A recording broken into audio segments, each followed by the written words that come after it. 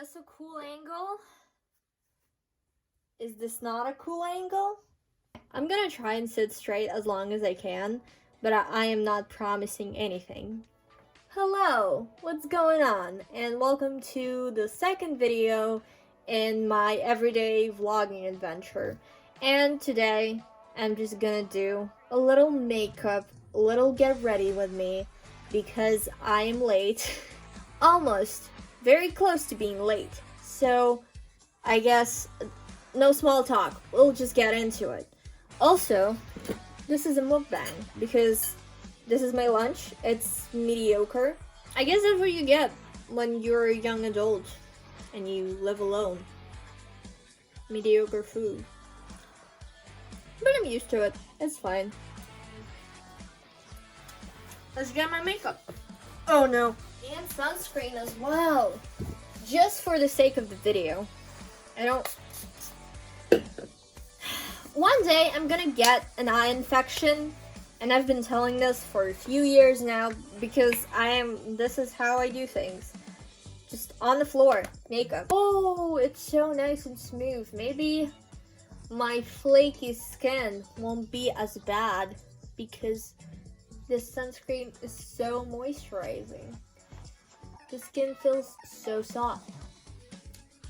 What are we gonna talk about? Are we gonna talk about boys? Are we gonna talk about drama? Are we gonna talk about mental health?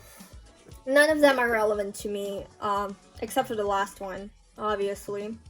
I did have a good long cry yesterday. It was very exciting. Haven't felt that many emotions for a long time. I don't know how to do makeup, and I stated that before. So, if you have any tips of what I'm doing wrong, which is probably everything, you can write them down in the comments in a very aggressive, mocking fashion, like people usually do. What can I talk about that is exciting? And I think this is my problem with me as a YouTuber. I do watch people like myself, so I'm not sure.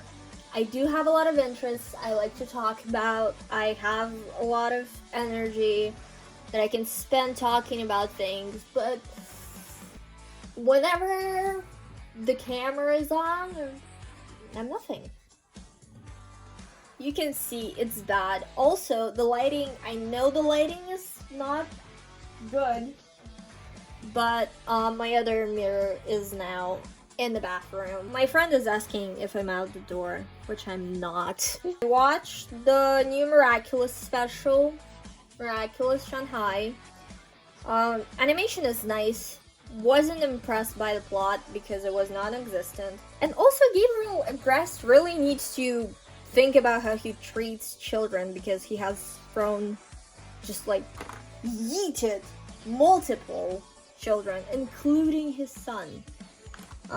He's just a psychopath at this point. I'm gonna push into relatability, and I'm gonna talk about the thing a lot of Gen Z kids are now facing, which is going off into your own little adventure, into your own little world. That was hard to say. Yeah, living alone, being a young adult, doing adulting. That is so weird, because for me personally, I didn't notice how it happened because it happened very gradually, but also there was trauma involved. But at the same time, which one of us don't have childhood trauma? I don't think I've met a person who doesn't.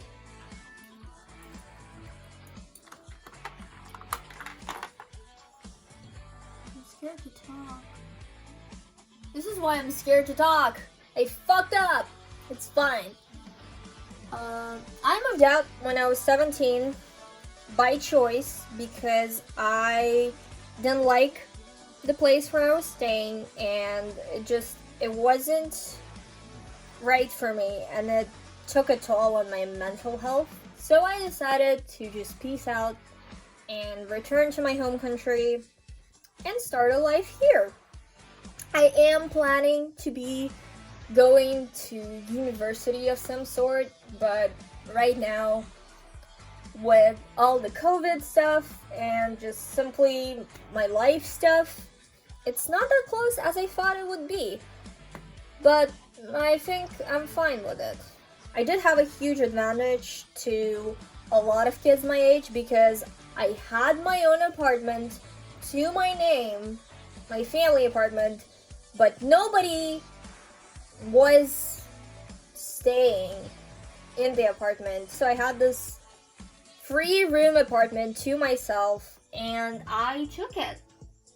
I love this place and it makes me feel nostalgic, but it's a new home for me, and it was a gradual kind of also change, because when I came here it all felt so nostalgic, but now with my own changes I've made this place my own. But there's also a thing about being a homeowner when you're 17, when you're 18, and that is, it's you don't know what the fuck is going on. You just have to hope that everything will work out, and you have to do all the legal things, and you have to make sure everything works and everything is up to code, and you also have to pay for all the things too. And if something happens, you're the one who's fixing it, not the landlord. Which is fun, but also stressful. It's been a roller coaster. I did find a job and I was working for a year. Right now, I took a break, kind of. I wasn't intending to take this much of a break. My plan was to just rest a little and then find a job that is easier on me in terms of physical being, because I was overworked. But then, because I was overworked and because I pushed all of my feelings down for like 2 months and a lot of shit happened, I fell into a depressive episode. I'm still jobless and right now my mom is helping me. I am feeling a little embarrassed about it, but mostly ashamed because she spent a whole ton of money already and I moved out and I said that I'm doing this on my own. And now I'm like, oh no, there's no money. So weird. For me, I didn't feel anything when I was moving out because I was disconnected from it. It just happened and I started doing that and I didn't really feel homesick or didn't miss anyone for a while. And I think after a few months I had a horrible experience with, again, my depression and stuff, and I was very homesick, but for like a second. Sometimes I'm like, oh, I miss my family, but not much. I'm just not that person who misses my family a lot. I like being alone in terms of living alone, but I also appreciate having roommates. That's why I actually live with my brother. We're very civil towards each other. I mean, if you would have said that 10 years ago, wouldn't... Wow. But we are very civil towards each other now.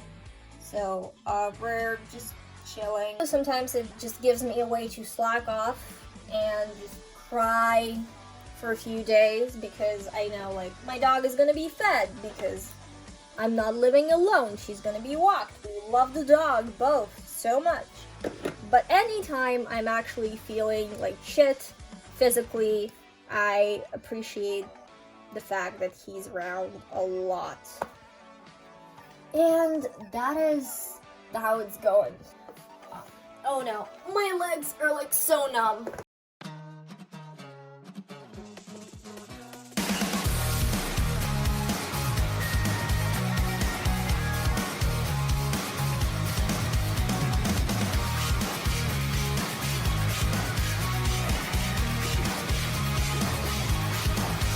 Everything is loud, everything is obnoxious, and everything is confusing, but I guess you just have to live through it and hope that one day it will be better. And if it's not better, you can still survive and even have kids. But this, we gotta fix this.